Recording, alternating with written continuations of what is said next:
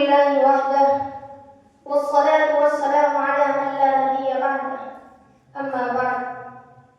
صدر گرامی قدر اور معزز حاضرین، میں اپنی آج کی اس تقریر میں وجود باری تعالیٰ کے بارے میں اپنے علم بساط کے مطابق چند باتیں عرض کرنا چاہتا ہوں۔ اللہ تعالیٰ سے دعا ہے کہ وہ مجھے اور آپ کو حقیقت کا عرفان نصیب کرنا۔ اس بڑی دنیا کے ہر دور میں مشرکین تو بہت رہے ہیں اور اب بھی بے شمار ہیں، لیکن مطلقاً اللہ تعالیٰ کے وجود ہی کا انکار کرنے والے لوگ بہت کم رہے ہیں۔ دراصل اللہ تعالیٰ کے وجود کا اعتراف انسان کی فطرت میں داخل ہے۔ یہی وجہ ہے کہ جس زمانے سے دنیا کی تاریخ معلوم ہے، دنیا کے ہر حصے میں اللہ تعالیٰ کا اعتقاد کسی نہ کسی صورت میں موجود رہا ہے۔ آدھوری ہو یا مصری، کلدانی ہو یا اہل حبشہ، ہندی ہو یا یونانی، سب کے سب اللہ تعالیٰ کے قائد ہیں۔ اگر ہم دنیا پر نظر ڈالیں تو بہت سے صحرا،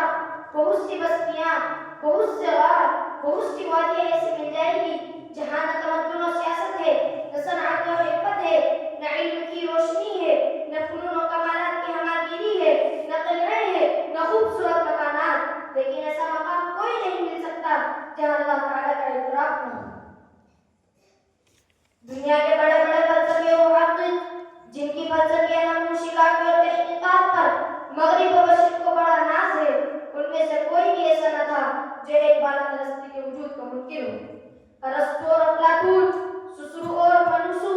زرتشت اور دوسرے تمام بڑے بڑے فلاسفہ اللہ تعالیٰ کی پرستش کرتے تھے۔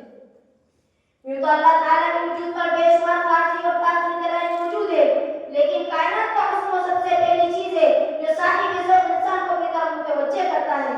اس کائنات کے ہر جزو سے حسن و زیبائی کا اظہار ہوتا ہے۔ یہ بھی تو ہو سکتا تھا کہ کائنات تو ہوتی مگر اس پر حسن و جمال کی نقاب نہ ہوتی، درخت ہوتے مگر شاخوں کی ترتیب اور پھولوں اور پھلوں کی رنگا رنگی نہ ہوتی، زمین ہوتی مگر اس میں ندی نالوں کا شور، باغ و چمک کا سکون نہیں ہوتا، ستارے ہوتے مگر روشنی نہ ہوتی، پھول ہوتے مگر رنگ و بو نہ ہوتا،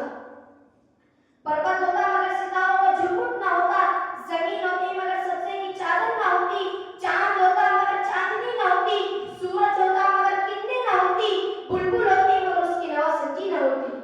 گویا نگاہ ہوتی مگر نگاہ نوازی نہ ہوتی، کان ہوتے مگر ان کی حلاوت کا کوئی سامان نہ ہوتا۔ انسانی علم و